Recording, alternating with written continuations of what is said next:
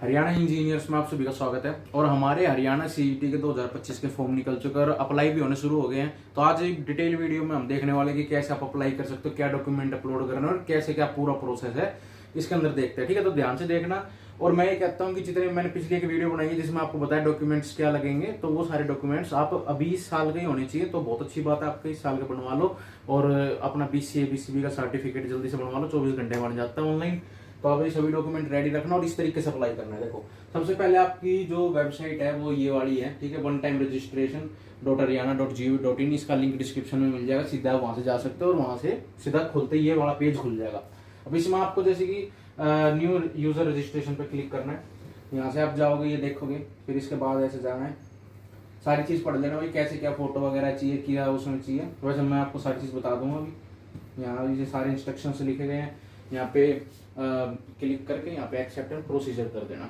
ठीक है, इसके बाद आपका ये वाला कुछ पेज खुलेगा और इसके अंदर आपको अपना मोबाइल नंबर और उसके अंदर ओटीपी आएगी। यहाँ से गेट ओटीपी करोगे, ओटीपी आ जाएगी। फिर ईमेल आईडी पे करोगे, ईमेल आईडी की ओटीपी आ जाएगी। फिर आप अपना एक पासवर्ड बनाओगे। पासवर्ड कैसा होना चाहिए कि पहला अक्षर कैपिटल रखना अपने नाम का और पीछे @ लगा देना और पीछे कोई भी न्यूमेरिक चीज दे देना, जैसे 1 2 3 या जो भी आपको देना हो, कुछ यूनिक सा बनाना हो। जैसे कि मान लो किसी का नाम राहुल है तो RAHUL कैपिटल R हो जाएगा, @ 1 2 3, कुछ इस टाइप का पासवर्ड बनाना, क्योंकि एक स्पेशल कैरेक्टर होना चाहिए। ठीक है, और थोड़ा लंबा होना चाहिए। तो इस तरीके से आप पासवर्ड बना लोगे, यहाँ कैप्चा भर दोगे और फिर यहाँ से रजिस्टर एंड प्रोसीड कर दोगे। अब आगे का देखते हैं ठीक है प्रोसेस है। देखो, इस तरीके से आपका इंटरफेस था। आपने यहाँ पे मोबाइल नंबर वगैरह भरा और सब कुछ आपने कर दिया डन। उसके बाद आपके मोबाइल नंबर पे ओटीपी जाएगा और वैसे ही आपकी ईमेल हो जाएगा। ओटीपी आने के बाद आपका इसमें डन होने के बाद अगला नेक्स्ट स्लाइड खुलेगी। नेक्स्ट स्लाइड आपकी कुछ इस तरीके से होगी। ठीक है, और इस तरीके से आपकी नेक्स्ट स्लाइड होगी और यहाँ पे आपको देख सकते हो इसके अंदर आपका पूरा का पूरा जो प्रोसेस है वो इस तरीके से डिवाइडेड है। पहले पर्सनल डिटेल्स भरनी है, फिर आपकी एड्रेस है, फिर कैटेगरी है, फिर एजुकेशन है, फिर अपलोड करने कुछ डॉक्यूमेंट। तो सबसे पहले आपको ये देखना है कि सबसे बेसिक डिटेल में यह हुआ है कि आपकी बेसिक डिटेल्स के अंदर हम देखें तो यहाँ पे आपने कुछ रखा है कि भाई जो आपने पिछला सीटी हो तो दिया था कि नहीं दिया था। अगर आपने दिया है तो यस कर देना। ठीक है, अगर नहीं दिया है तो नो कर देना। अब जो यस कर देगा ना उसके लिए स्पेशल ऑप्शन आएगा ये वाला। ठीक है, ये ऑप्शन आ गया। यस कर दिया तो पिछला रजिस्ट्रेशन नंबर मांगेगा, तो पिछला रजिस्ट्रेशन नंबर दे देना। अगर आपको याद है, नहीं याद है तो यहाँ से फॉरगेट करोगे, जिस नंबर से आपने दिया था वो उससे आप अपना रजिस्ट्रेशन नंबर पता कर सकते हो। यहाँ पे आपकी डेट ऑफ बर्थ डाल दोगे तो आपको पिछले रजिस्ट्रेशन की डिटेल ऑटोमेटिक उठा लेगा और ऑटोमेटिक फिल कर देगा उसके हिसाब से। ठीक है, तो यहाँ से तो ये हो जाएगा। मान लो अब आप न्यू हो और आप नो पे क्लिक करो, तो नो पे क्लिक करोगे तो कुछ ऐसा इंटरफेस आएगा बिल्कुल न्यू। और इसके अंदर आपको सबसे पहले आपका फुल नेम मांगेगा, भाई जो आपकी मैट्रिकुलर है 10th के अंदर है उसके अंदर क्या फुल नेम था, और उसका आपकी डेट ऑफ बर्थ यहाँ भरनी है आपको, फिर फादर नेम भरना है, फिर मदर नेम भरना है। ठीक है, इस तरीके से आगे चलेंगे तो आपका फिर नेक्स्ट पे जाया जाएगा आधार नंबर। आधार नंबर आपको यहाँ पे भरना है और फिर उसके अंदर दोबारा से री एंटर इधर करना और यहाँ से आधार नंबर की आपकी फाइल अपलोड करनी। किस में होनी चाहिए? पीडीएफ में होनी चाहिए। वैसे तो मैं कहूँगा पीडीएफ में करना, सारी कोई पीडीएफ थोड़ा ठीक होता है पीडीएफ के अंदर और ज्यादा क्वालिटी की अच्छी क्वालिटी का जाती है। ठीक है, तो पीडीएफ के अंदर आप ये कर दोगे। यहाँ से फिर थोड़ा नीचे स्क्रॉल करेंगे तो आपका यहाँ पे आप अपना जेंडर सिलेक्ट कर सकते हो, मैरिड अनमैरिड का सिलेक्ट कर सकते हो। आइडेंटिफिकेशन मार्क्स मतलब होता है आपके मोल वगैरह है, कहीं पे तिल वगैरह है या कहीं पे कोई मार्क है तो आप वो यहाँ बता दो। 2 तरह के मार्क बताने। ठीक है, यहाँ से सेव एंड नेक्स्ट कर देंगे। सेव एंड नेक्स्ट करने के बाद आगे चलेंगे, यहाँ पे एड्रेस का कॉलम आ जाएगा। ठीक है, एड्रेस के कॉलम के अंदर आपको क्या करना है, जो आपके 10th के अंदर या आधार कार्ड के अंदर है सेम टू सेम वही दे देना। यहाँ पे आपका एड्रेस लिखोगे, यहाँ स्टेट लिखोगे, यहाँ डिस्ट्रिक्ट लिखोगे, यहाँ पे विलेज लिखोगे या पिन कोड और यहाँ पी हो जाएगा। और यहाँ से अब आपको अगर आप सेम ही एड्रेस पे रहते हो तो यस कर देना। अगर आपका एड्रेस अभी प्रेजेंट कहीं और रह रहे हो तो नो करके वो वाला एड्रेस डाल देना यहाँ। ठीक है, डालने के बाद आप यहाँ पे ओके करोगे और आपका हो जाएगा काम आगे का। ठीक है, फिर अगला पेज खुल जाएगा। अगला पेज है वेरी इंपॉर्टेंट। ठीक है, तो इस पे ध्यान से देखना। ये यहाँ पे जो हरियाणा के रेजिडेंस है उसके लिए आपको यस करना है। आप यस कर दोगे हरियाणा के रेजिडेंस पे तो आपका यहाँ सर्टिफिकेट नंबर मांगेगा, हरियाणा रेजिडेंस सर्टिफिकेट। ये भी आपको न्यू बनवा लो तो बहुत अच्छी बात है। इसको आप न्यू बनवाना, इस साल को पिछले साल का हो आपका चल जाएगा। ठीक है, तो इसके अंदर हरियाणा रेजिडेंस सर्टिफिकेट डालना, उसका इशूइंग डेट डालना और कौन सी अथॉरिटी, जैसे तहसीलदार है, डीसी कमिश्नर है, डिप्टी कमिश्नर है, तो यहाँ वो लिख जाता है। फिर यहाँ पे आपको पीडीएफ अपलोड करनी है इसकी। ठीक है, किस चीज की? आपके डोमिसाइल की। फिर इसको नीचे स्क्रॉल करते हैं तो नीचे आ जाएगा कैटेगरी का ऑप्शन। तो यहाँ आपको कैटेगरी भरनी है, बीसीए है, बीसीबी है, जनरल है और कौन सी लेयर आपकी तो आपको यहाँ से भरना है, ठीक है। ये बड़े ध्यान से भरना है, ठीक है। EWS वालों ये ना अपना सर्टिफिकेट बनवा लो, बहुत फायदा होता है, ठीक है। ये जनरल के मुकाबले, क्योंकि इस बार कंपटीशन जनरल में ज्यादा होगा, क्योंकि इस बार बाहर के भी कैंडिडेट्स हैं, हरियाणा के अलावा बहुत ज्यादा फॉर्म भरेंगे, तो इस टाइम ऐसा कह सकते हैं कि जनरल में ज्यादा कंपटीशन देखने को मिल सकता है, ठीक है। तो आप EWS का अगर आप एलिजिबल है तो अप्लाई करें, और फिर अपना BCA और BCB के क्राइटेरिया आपको पता ही है। BCA में आपका सर्टिफिकेट अभी का होना चाहिए अप्रैल के बाद का, ठीक है, अप्रैल वाले महीने का होना चाहिए BCA और BCB दोनों का, ठीक है। तो आप बनवा लेना, यहाँ पे आप सारी डेट वेट डालोगे, किसने यहाँ पे अपलोड कर दोगे, ठीक है। आगे आ जाते हैं, कुछ बातें इन्होंने पूछ रखी है कि भाई हाउ यू वर्क और प्रेजेंटली वर्किंग, या भाई कहीं पे लगे हुए हो, अगर लगे हुए हो हाँ कर देना, भर देना डिटेल, नहीं है तो नहीं कर दिया हमने, ठीक है। एक्स सर्विस मैन का सिस्टम है कि नहीं है, नो भर देना। फ्रीडम फाइटर हो, नो भर देना। PWD है, नो भर देना। जिसका यस है वो यस भर देना, ठीक है। स्पोर्ट्समैन हो भाई तो यहाँ पे नो भर देना, या हो तो नो भर देना, नहीं हो तो नहीं भर देना। आगे पूछ रखा do you have any criminal case, ठीक है। तो इसके अंदर आप क्रिमिनल केस है, नहीं है तो नो भर देना, है FIR या कंप्लेन है वो भर देना। फिर उसके बाद आप सेव एंड प्रोसीड नेक्स्ट कर दोगे।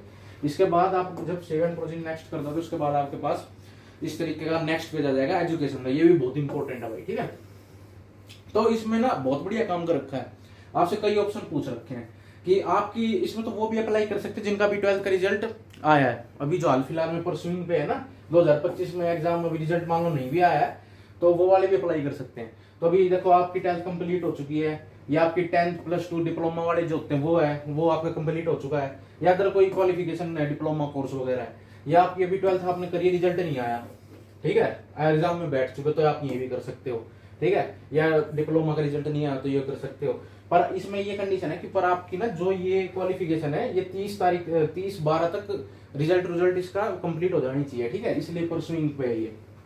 अगली बार आप जैसे ही क्लिक कर दो कि भाई हाँ मेरी कंप्लीट हो चुकी है, अगला ऑप्शन नीचे आ जाएगा आपका, ये भरने का डिटेल्स कैसे भरोगे। 10th है, वेरी इंपॉर्टेंट। 10th को आप जाओगे, सिलेक्ट करोगे यहाँ पे कि भाई कौन सी 10th है, स्टैंडर्ड है, जनरल है, हिंदी से करी थी या संस्कृत से करी थी। जिससे करी थी आप भर देना। स्कूल का नाम पूछेगा, पासिंग ईयर कौन सा था, रोल नंबर पूछेगा, यहाँ परसेंटेज पूछ लेगा।